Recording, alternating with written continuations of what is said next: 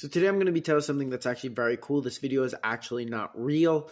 The egg does actually stick to Nutella. It's just that he played the video in reverse. Did you notice how his hand also touched the Nutella and the Nutella still didn't stick to his hand? Yeah, he just played the video of it going in reverse, and it looks like there was no Nutella on it when he pulled it out. Also, sorry for the really annoying noise that was in the video. I didn't make the video, but I try to make the best content I can. Please subscribe.